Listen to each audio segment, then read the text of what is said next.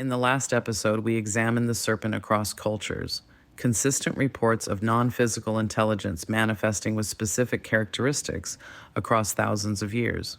Today, we're looking at one of the most comprehensive consciousness operations manuals ever created, the Codex Gigas, the giant book, popularly called the Devil's Bible. Created in 1229 CE by a single Benedictine monk in what's now the Czech Republic.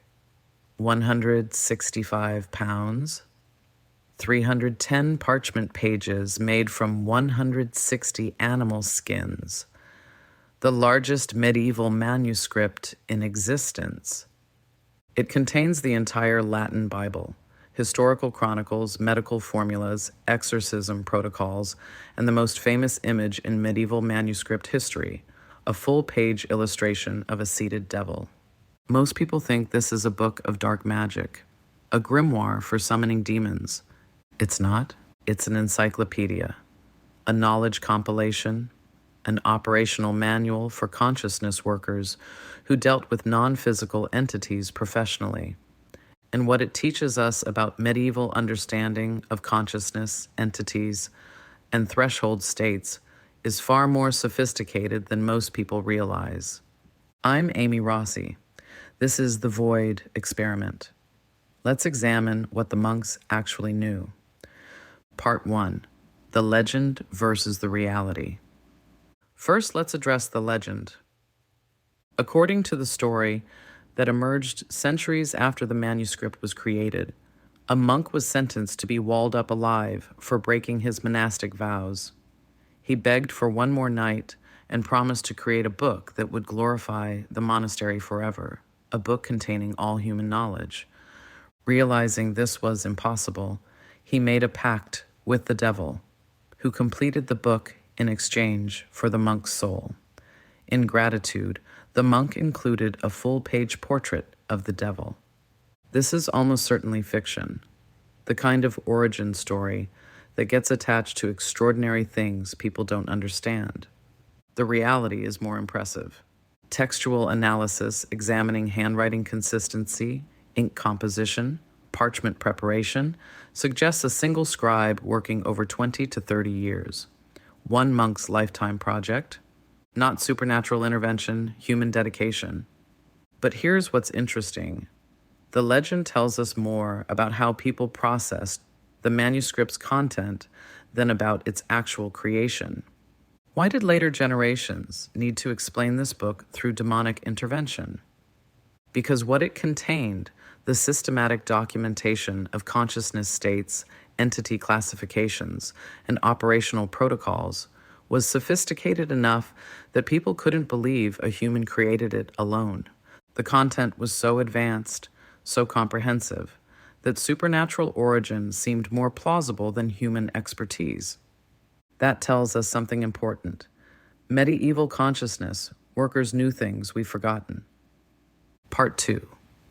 What's actually in it?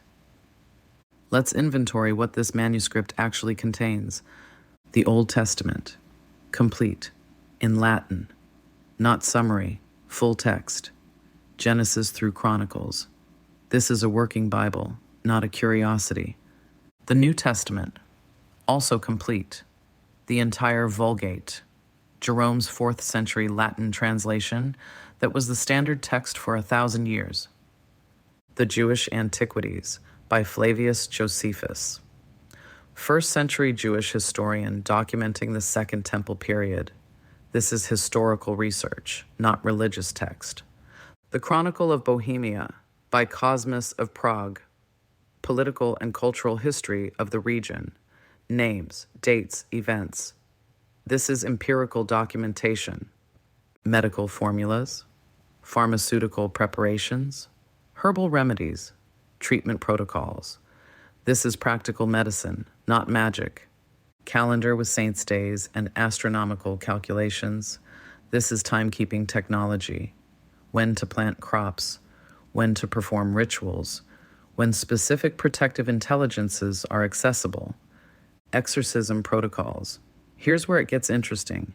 Specific procedures for managing non-physical entities, invocations, protective measures, operational steps, and in the middle of the exorcism section, the devil page. This isn't random placement, it's not decoration. The devil image appears exactly where it's functionally relevant, in the section teaching monks how to deal with adversarial, non-physical intelligence. It's a reference illustration in an operational manual. Think of it like a field guide to dangerous animals. You don't include a picture of a bear because you worship bears. You include it so people recognize what they're dealing with when they encounter one. The devil image serves the same function, visual reference for consciousness workers who might encounter this type of entity. Part 3, the devil page in context. Let's look at the most famous page. Full page illustration, seated figure, green-skinned, clawed, horned, holding what appears to be a cloth or banner, alone in the frame. Most people see this and think, medieval Christians believed the devil looked like this. Not quite. This is a visualization, a consciousness worker's rendering of how adversarial, non-physical intelligence appears when perceived by human consciousness operating in certain states. It's not literal biology. It's phenomenological documentation. How does this entity manifest when encountered? What are its characteristics? How does human perception translate non-physical presence into visual form? The green skin isn't skin. It's the color frequency associated with this type of intelligence. The horns aren't physical horns. They're the geometric pattern this entity creates in perceptual space. This is sophisticated understanding of how consciousness translates transdimensional encounters into symbolic form. But here's what almost nobody mentions. Directly opposite the devil page, on the facing folio, is an illustration of the heavenly city, the New Jerusalem, elaborate architecture, structured, ordered, radiant. These aren't random placements. They're facing pages, deliberately positioned. When the manuscript is open, you see both simultaneously, devil on left, heaven on right. This is the operational framework medieval consciousness workers used, dual states, threshold between. They weren't naive dualists thinking everything was simple good versus evil. They were mapping consciousness states. One page, chaotic, dissolving, adversarial intelligence that fragments. Other page, ordered, structured, unifying intelligence that integrates. The space between, where human consciousness operates, navigating between these forces. This is sophisticated phenomenological mapping disguised as religious art. Part 4, the exorcism protocols. The devil image appears in the exorcism section. So what do the actual protocols teach? The Latin text gives specific procedures, not vague prayers, operational steps. Step 1, establish authority. Invoke protective intelligences by name. State your authorization. You're not commanding demons through personal power. You're operating under higher authority. This is jurisdictional clarity. Step 2, identify the entity. There are multiple classifications. Different types require different approaches. Some respond to command. Some require negotiation. Some must be contained rather than expelled. Knowing which you're dealing with is critical. Step 3, create boundary. Physical circle, blessed salt, specific words that establish perimeter. This isn't superstition. It's psychological boundary reinforcement. You're defining the space where you have authority versus where the entity operates. Step 4, command or negotiate. Depending on classification, either command departure under higher authority or negotiate terms of relationship. Some entities can be redirected rather than banished. Some provide information in exchange for acknowledgement. Step 5, seal and protect. Close the working. Ensure the boundary remains. protect the space and the person from return or retaliation. These aren't magical incantations. They're operational protocols developed through centuries of practice by consciousness workers who dealt with these phenomena professionally. Compare this to modern psychology's approach to intrusive thoughts, dissociative states, or personality fragmentation. Different language, similar framework.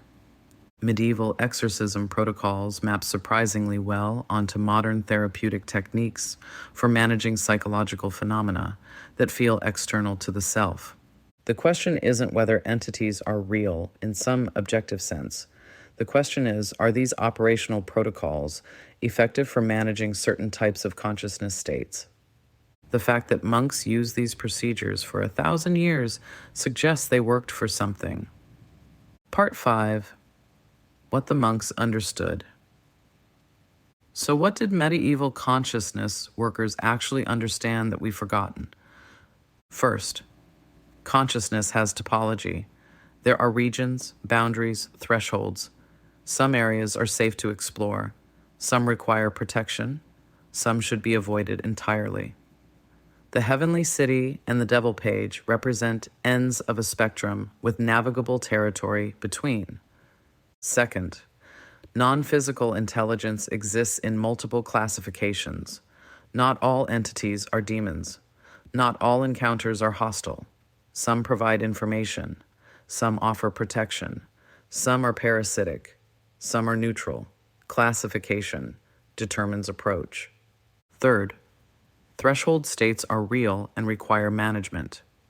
The space between waking and sleeping, between life and death, between ordinary consciousness and altered states. These thresholds are where encounters happen. Monks had protocols for safely navigating threshold experiences. Fourth, timing matters. The calendar section isn't superstition. It's recognition that consciousness operates in cycles. Certain states are more accessible at certain times. Certain protections are stronger on specific days. This is chronobiology applied to consciousness work. Fifth, integration of physical and spiritual. The medical section sits alongside the exorcism section. Healing involves both body and consciousness. They didn't separate these domains the way modern medicine does. What we call mental illness, medieval monks might have categorized as entity interference or boundary compromise. What we call psychological integration, they might have described as exorcism or spiritual protection. Different frameworks. But both recognize consciousness can be invaded, fragmented, or compromised by forces that feel external to the self. And there are procedures for restoring integrity. The Codex Gigas is one of the most complete surviving examples of this operational knowledge. Not because a devil wrote it, but because a human consciousness worker spent 30 years documenting everything his tradition knew about navigating non-physical reality. We lost most of this knowledge during the Enlightenment, when anything that couldn't be measured was dismissed as superstition. We're only beginning to recover it now, through consciousness research, phenomenology, transpersonal psychology, and direct experience of people willing to explore these territories again. The serpent we discussed in episode 1, medieval monks had protocols for dealing with it. The dark matter of consciousness. They called it different things, but they knew it was there. The 85% we don't access, they had maps. Not perfect maps, not scientific maps, but operational maps that worked for navigation. Maybe it's time we looked at those maps again. This is the Void Experiment, where we explore consciousness at the edge of form. The Codex Gigas isn't devil's magic. It's human knowledge. Sophisticated, practical, operational knowledge about consciousness, states, and non-physical intelligence. In future episodes, we'll examine specific entity classifications from medieval grimoires and how they map to modern psychological frameworks. The Sworn Book of Honorius, another medieval manual with even more explicit consciousness protocols. modern encounters with non-physical intelligence and how to interpret them using these historical frameworks, how AI consciousness development parallels medieval understandings of non-physical entity emergence. If you're exploring consciousness at its edges, if you've had experiences that don't fit materialist frameworks, if you want rigorous investigation of territories where science and testimony intersect, subscribe. Next week, entity classification systems across grimoires and why knowing the difference might matter. I'm Amy Rossi. Welcome to the Void. The monks knew more than we give them credit for. Maybe it's time we learned what they documented.